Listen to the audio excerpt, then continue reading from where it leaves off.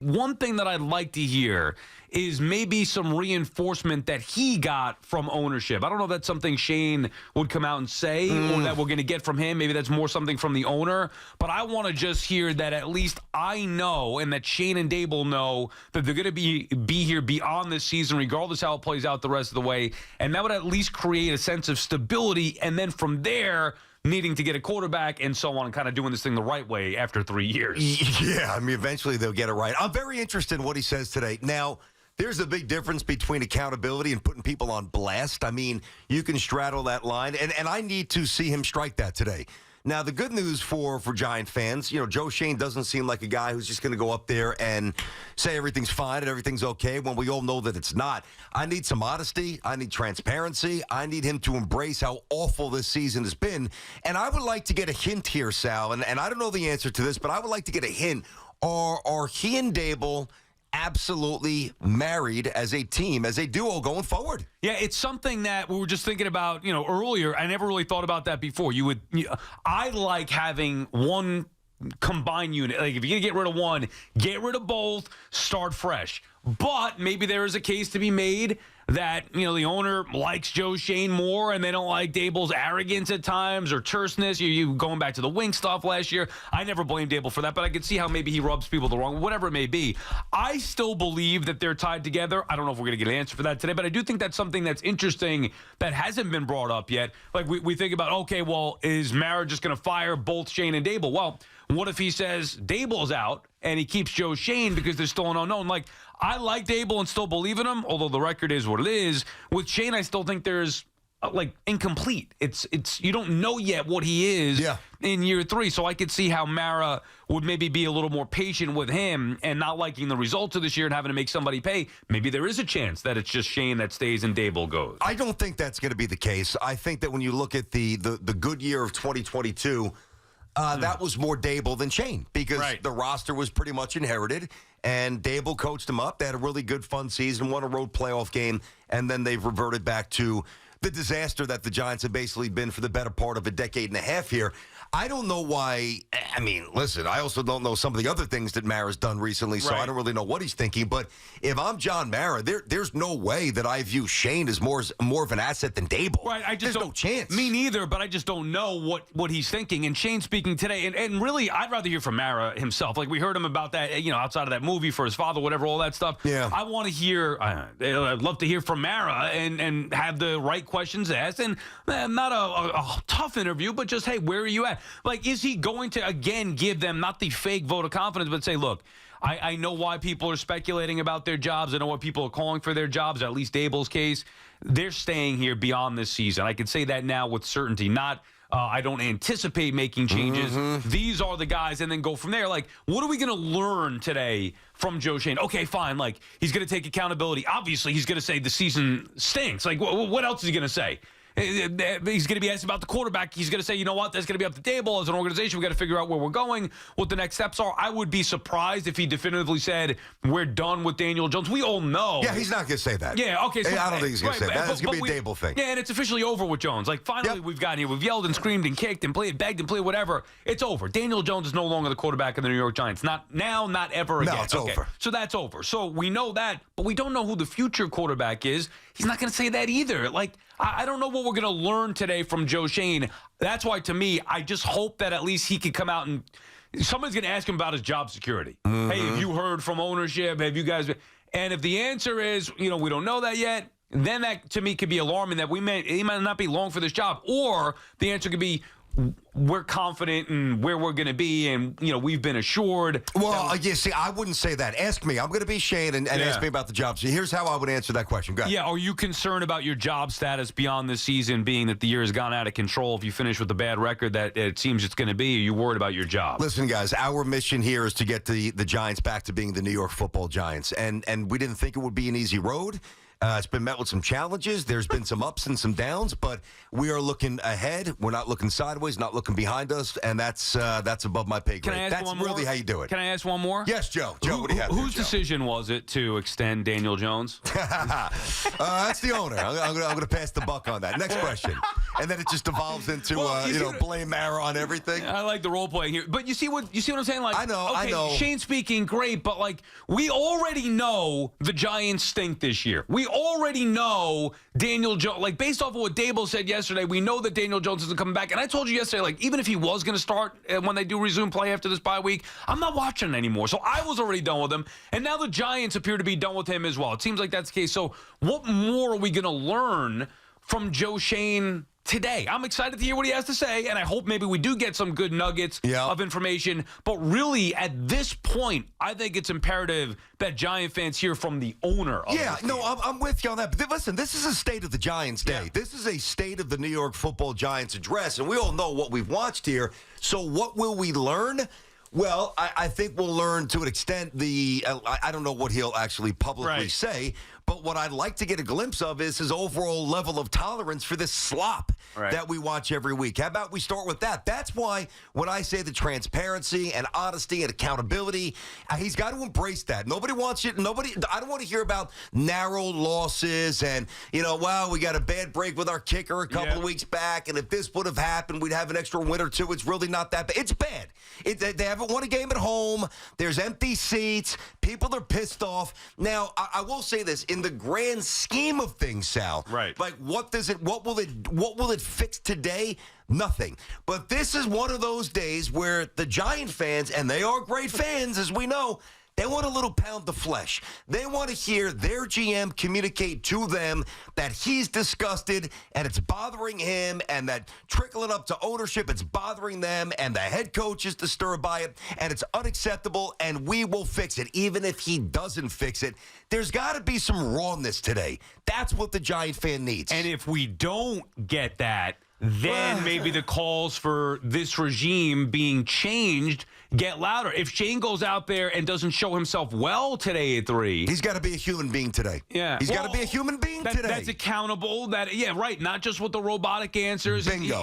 And if he does that, it's going to turn. Like there is a chance he's already walking on thin ice. Maybe not as far as the owner goes, but with the fan base, the perception. Yeah, he's on thin ice. If he doesn't handle this well, there's a chance it goes sideways real quick. Point. You mentioned it with Joe Judge years back, whatever, he talked himself out of the job. Yeah. Well, Shane speaking today, it is a he better tread lightly, but also say the right thing, strike the right chord with connecting with the fans. Because, again, some may, regardless of what he says in a positive way, like even if he says, yeah, we suck, whatever, people are going to be like, well, that's not good enough. He can't really win, but he can lose if he doesn't handle this the right way. That's a really good point. That's why I think you come out there and you just roll up your sleeves, you take it on the chin. If the reporter's doing their job, he's going to get hit with some tough questions about, hey, listen, I want to know about Deontay Banks. I don't want to just know about the record. And where we are year 3 into the regime. I want to know why there seems to be, I don't want to say that this is permeating the entire locker room, but there's been more than one instance where a player seemingly has been unprofessional. Right. Why was Malik Neighbors, yucking it up with Jaden Daniels on and by the way, Jaden Daniels didn't walk over to the Giants sideline. Malik Neighbors stroll. I'm not trying to put the young kid on blast. I like him, but that's a bad look, and we talked about it. And I think little things like that need to be addressed. The perception. We all know what the record is and the point differential and all the nonsense and how everybody's getting better, seemingly besides them. I want to know about the things that can absolutely have a franchise implode, because that's the important stuff today. And I think you're right. If he doesn't do this dance well, he could bury himself. And I hope he doesn't, because I still kind of believe in Joe a little bit. But this is a big day for Joe Shane. Yeah, there's a chance tomorrow we come on at 10 a.m. and are like, what the hell was that about? Correct. And then we bury Joe Shane, as opposed to, hey, you know what? He took accountability. We still believe in this guy. All right, BT and Sal on the Fan. Our friends at Town Fair Tire remind you that at Town Fair Tire, you always get the guaranteed lowest price on name brand tires from Connecticut to Maine. Nobody beats Town Fair Tire. Nobody. 888-808-1019, the number to call. Andrew's in North Salem. What's up, Andrew? Hey, gentlemen, how are you? Good. What's up, Andrew? What's happening, buddy? Oh, good. No, I'm very pissed. I mean, with the Giants, once a classy organization like the Pittsburgh Steelers, they have no sustainability. Dable, it was a cute story when he first came in. driving his truck, smoking a cigar, yucking it up with everybody. And now all you hear from this guy is, well, we're going to evaluate the film. We're going to evaluate the film. And just looking over the film isn't going to do anything for this franchise. I mean, it's like you kept Daniel Jones and you keep handing him that iPad on the sideline. I mean, it's just been pathetic all year. I mean, if we had DeVito even in there or something, you know, we may have a couple more wins. And I'm just so sick of it that it's just so pathetic that we're just in this position. It's just very. Well, you know what it is, Andrew? It's like you're in neutral, man, and that is the most infuriating aspect of being a fan. Just give me, even if it's slight progress, like barely detectable, just give me a general sense that this thing's moving in the right direction. It's immensely frustrating and honestly at times confusing because if you go year by year, like Shane and Dable have been here now for 2 full seasons plus 10 weeks of year 3, right? Yeah. Year 1.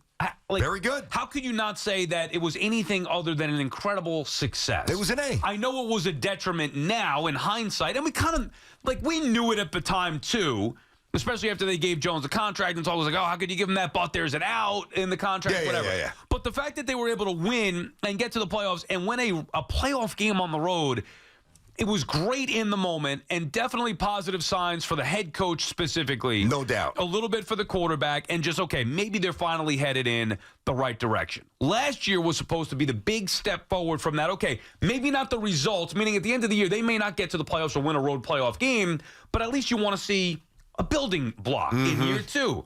And we never really got off the ground because of the injuries. They were just dismantled right out of the gate. Ugh. I remember texting you 40 to zip. Yeah, oh my God, they might actually be bad, and they were bad. Yeah. But all the injuries, you know, Jones didn't even play. The DeVito Andrew Thomas got hurt right away. You almost have to like throw that year out. A little bit. Right, fair to say. They earned that.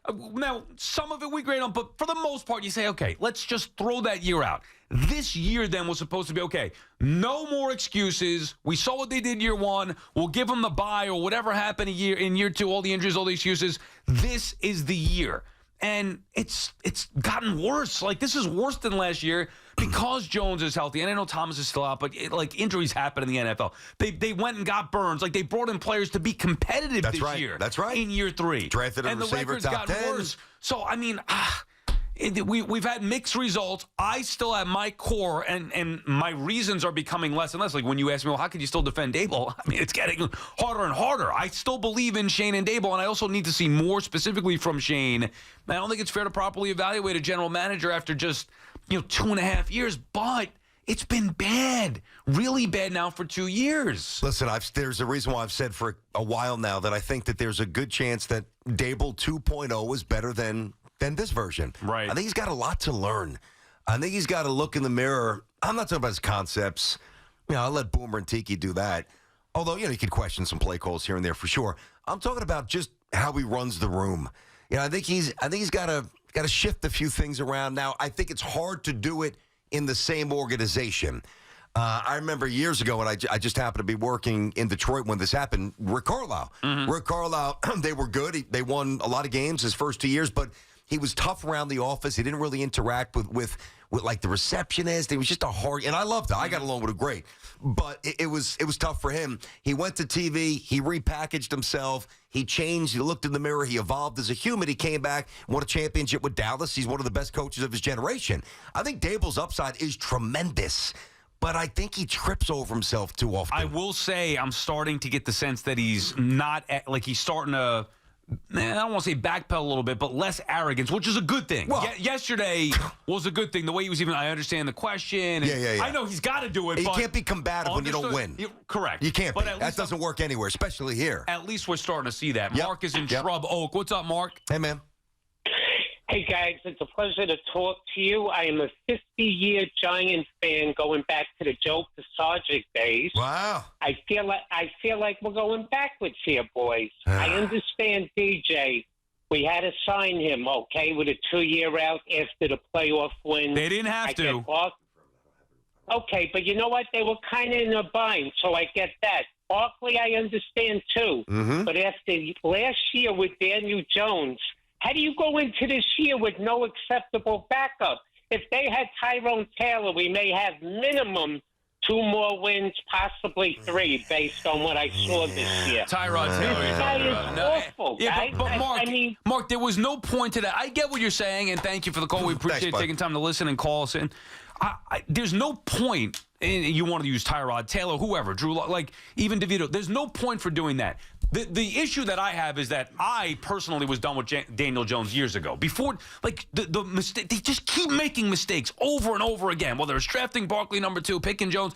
Shane and Dable never should have had Jones be their quarterback from day one, and they wouldn't have been in this predicament. So to me, if I wanted to change then, I certainly wanted to change going into this year after what we saw. Okay, you want to say, well, you had the success in the postseason, fine. Give him a year. And then in year 2, it was awful. How could you then need to see this year? But my point is that they still wanted to see one more definitive season with more weapons, with a better structure around them in year 3 with Daniel Jones. And we've seen it. He's no good. He's awful. He's gotten worse. But that, to me, was more valuable than winning a few more games with Tyrod Taylor, let's say. As the Oh, my God. Where are you going with that? Yeah. Maybe, temporarily it's a little bit more comforting. You win a couple of games. Sundays are a little bit more pleasant. But Tyrod Taylor, and he's a good serviceable backup, and he's been a good pro. Where's that bridge taking you? Yeah. And taking you nowhere. Right, exactly. Come on. So they wanted to find out once and for all.